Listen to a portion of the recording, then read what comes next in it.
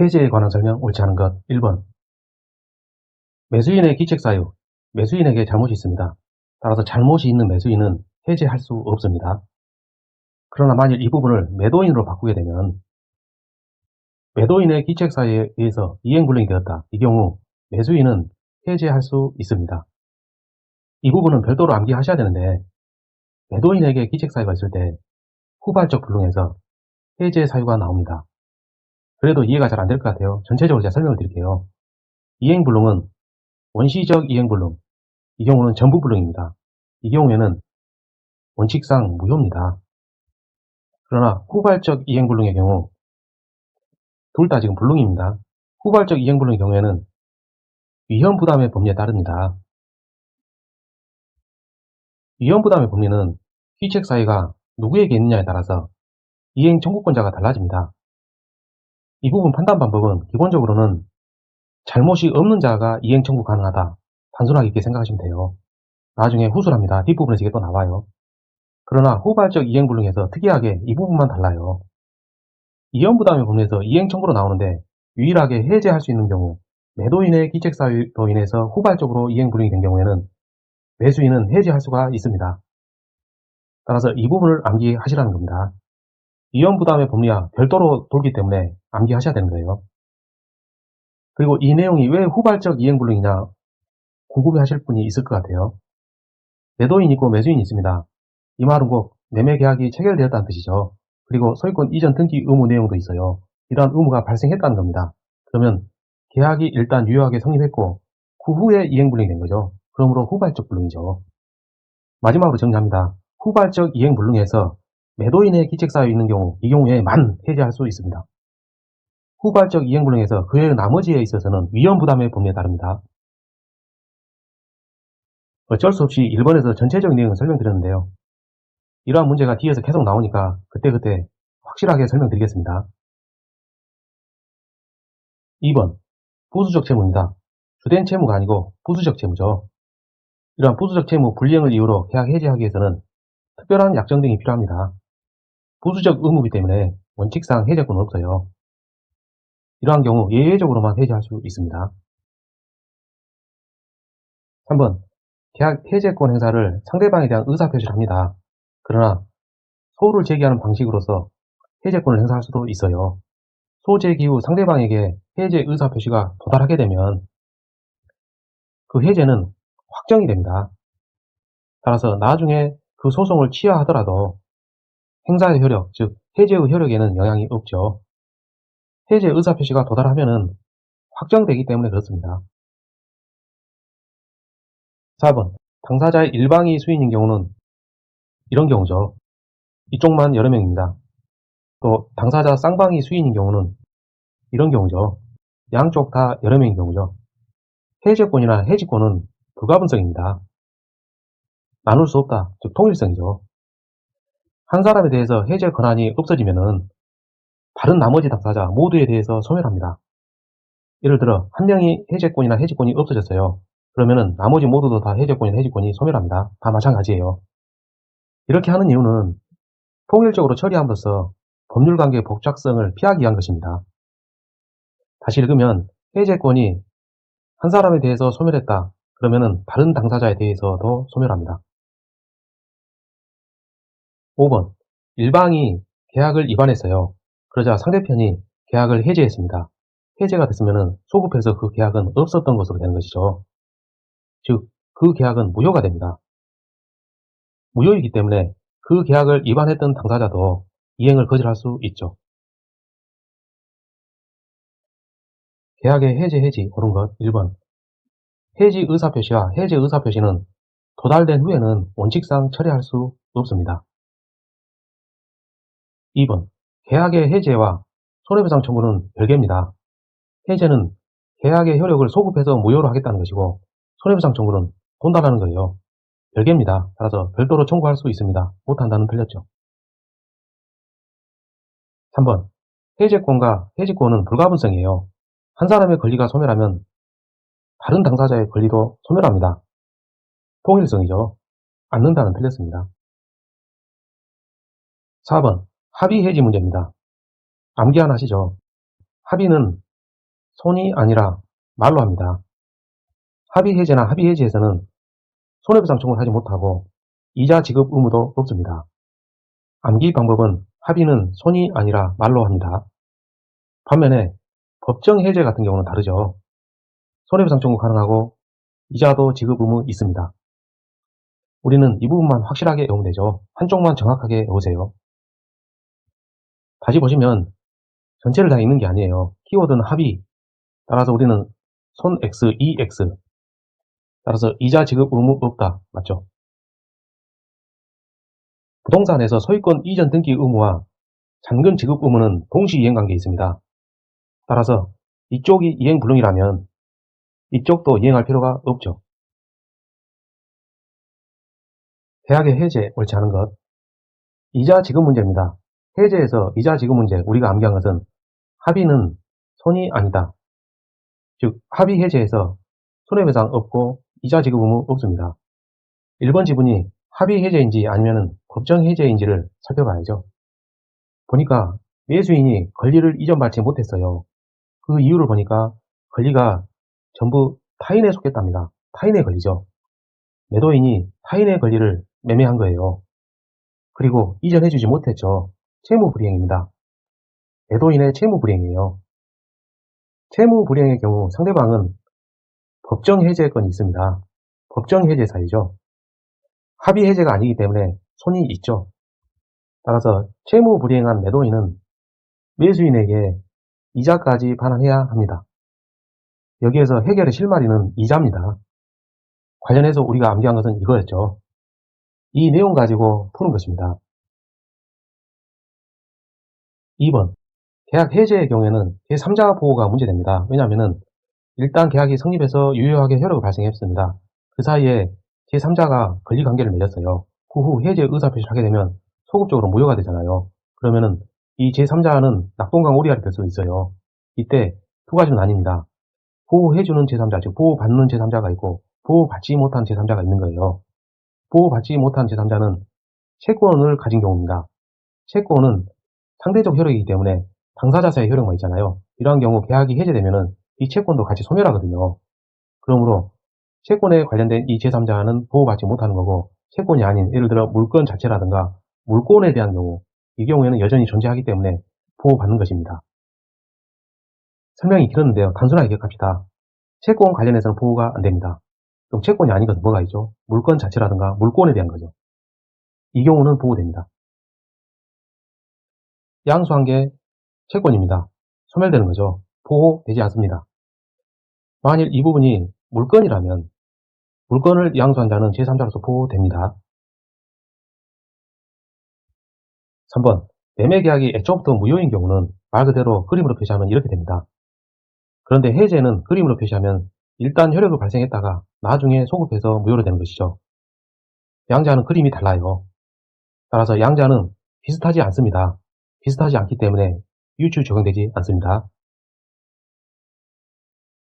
4번 일방이 계약을 적법하게 해제했어요. 계약은 소급해서 무효가 되죠. 그러므로 상대방은 계약을 이행할 필요가 없습니다. 즉 이행 책임을 면하죠. 5번 계약이 해제되면 원상회복을 합니다.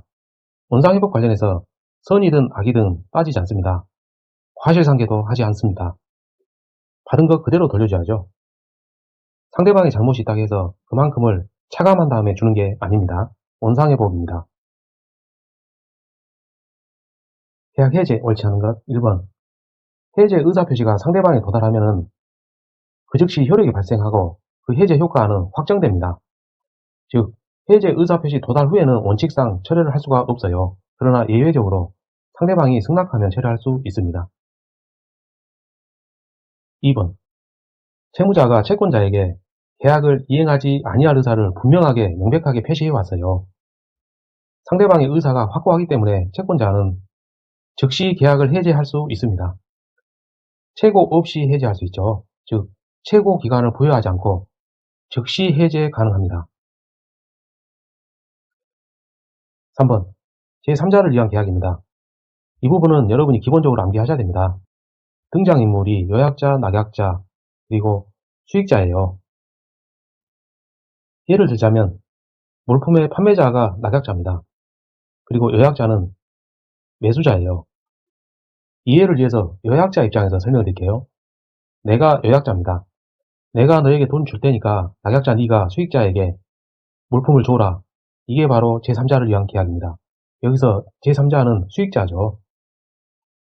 이때 제3자인 수익자는 받기만 합니다. 여러분은 이걸 기억하셔야 돼요. 받기만 한다. 제3자인 수익자는 다른 것은 안 합니다. 해제권 행사하지 않고요. 원상회복 청구도 안 합니다. 원상회복 하지도 않아요. 제3자 보호규정도 적용되지 않습니다. 동의권도 없어요. 취소하지도 않습니다. 그 밖에 제가 말씀드리지 않은 것도 못하거나 안 합니다. 받기만 해요. 이걸 기억하시라고요.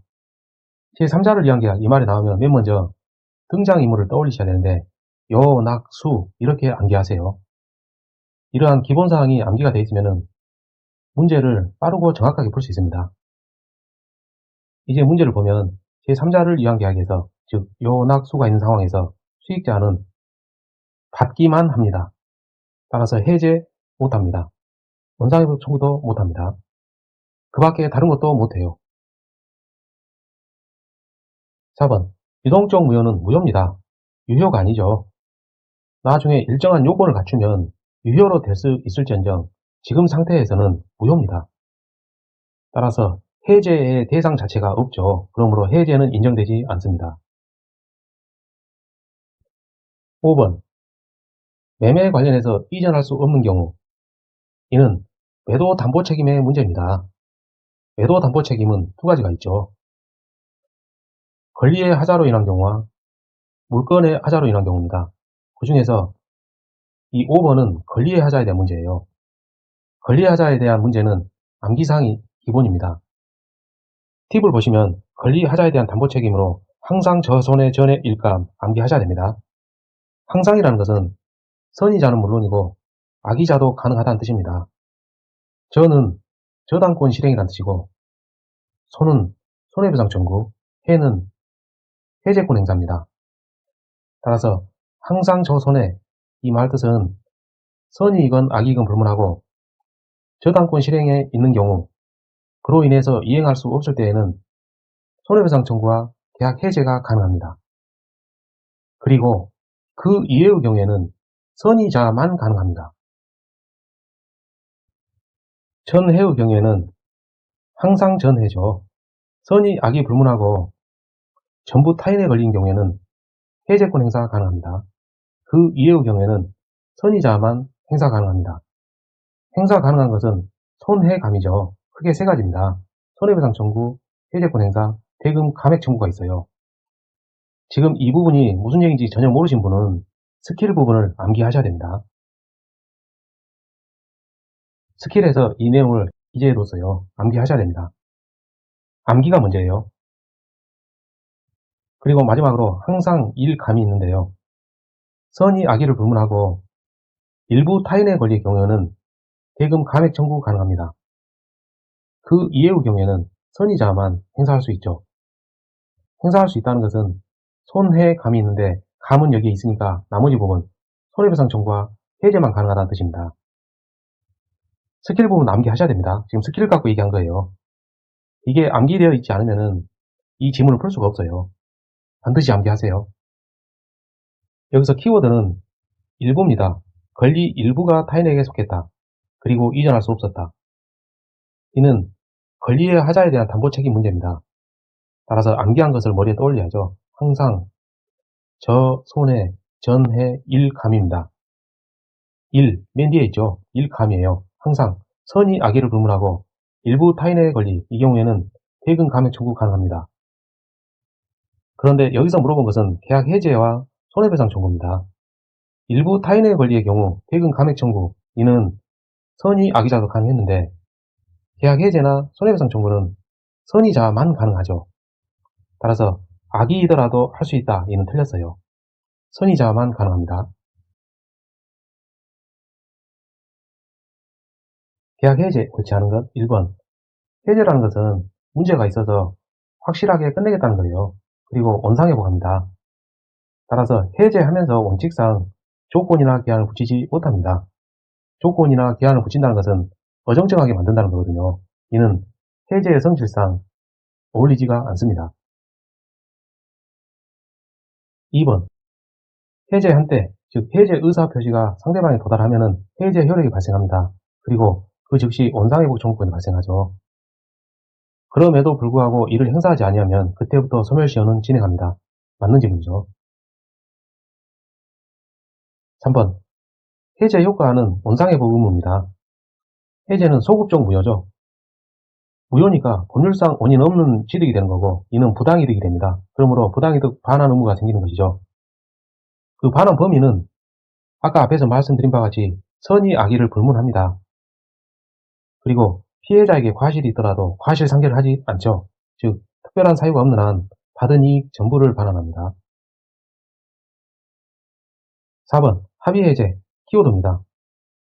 우리가 암기한 거 손이 아니라, 즉 손해배상 청구 없고 이자 지급 없습니다. 손해배상 청구 없습니다. 5번 해제 관련해서 제3자 보호 문제입니다. 가압류의 대상물을 보니까 부동산입니다. 부동산은 채권이 아니죠. 따라서 보호받는 제3자에 해당합니다. 그러므로 보호받는 제3자에 대해서 대항할 수 없죠. 계약의 합의해제 옳지 않은 것 1번 묵시적 합의해제 가능합니다. 이미 이행된 부분이 있으면 그 부분에 대해서 원상회복에 관한 내용 그리고 관련한 조건이 있다면 그 부분까지 합의가 이루어져야 됩니다. 3번 합의해제 관련해서 우리가 외웠던 거 합의는 손이 아니라 말로 한다 했죠. 손해배상 청구 안되고 이자 지급 없습니다. 손해배상 청구 없어요. 4번 합의해제에서는 원칙적으로 당사자 간의 합의 내용이 우선합니다. 민법 규정이 우선하는 게 아닙니다. 5번 매매계약에서 합의 해제되었습니다. 해제 소급효로 인해서 계약이 없었던 것으로 되는 것이죠. 따라서 이 경우 이전되었던 소유권은 당연히 매도인에게 복귀합니다. 여기서 당연히의 의미는 소유권 이전 등기가 없어도 매도인에게 당연 복귀라는 뜻이에요. 법정해제 옳지 않은 것 상대방의 채무 불이행이 있을 때 발생하는 게 법정해제권입니다. 1번 해제 소급효로 인해서 그 사이에 계약을 체결했던 제3자 이 제3자는 보호받는 제3자가 있고 보호받지 못하는 제3자가 있어요. 보호받는 제3자는 완전한 권리를 취득한 자입니다. 계약이 있고 그리고 등기나 인도 등 공시 방법까지 갖춰야지만이 완전한 권리 취득자로 봅니다. 계약을 체결했는데 등기나 인도를 갖추지 못했다면 이는 완전한 권리자가 아닙니다. 관련해서 3번을 먼저 보시면 토지를 압류하고 그 등기까지 마친 자, 등기까지 마쳤어요. 이는 보호받는 제3자입니다. 만일 이 부분을 채권으로 말을 바꾸거나 또는 등기를 격려하지 않았다. 그 경우에는 보호받지 못하는 제3자가 되죠. 그런데 여기서는 채권이 아닌 토지를 압류했고 등기까지 마쳤어요. 완전한 권리자입니다. 따라서 그 완전한 권리자에 대해서는 대항할 수가 없죠. 2번 A와 B가 있습니다. A의 채무 불이행으로 인해서 B에게 해제건이 발생했어요. 그런데 B의 잘못으로, 즉 해제권자의 과실로 목적물이 현저히 훼손됐습니다. 이 경우 원상회복 해줄 수가 없습니다. 따라서 이 경우에는 이 해제권을 소멸시킵니다. 4번 민법상 해제 효과 관련해서 제3자 보호 규정 합의 해제의 경우에도 적용이 됩니다. 법정 해제에서도 적용이 되죠. 5번 해제권 행사가 있게 되면 원상회복을 해줘야 됩니다. 이미 받은 금전 그대로 반환하고 그리고 그 금전을 받은 날부터 반환할 때까지 발생한 이자, 그 이자도 가산해서 반환해야 됩니다.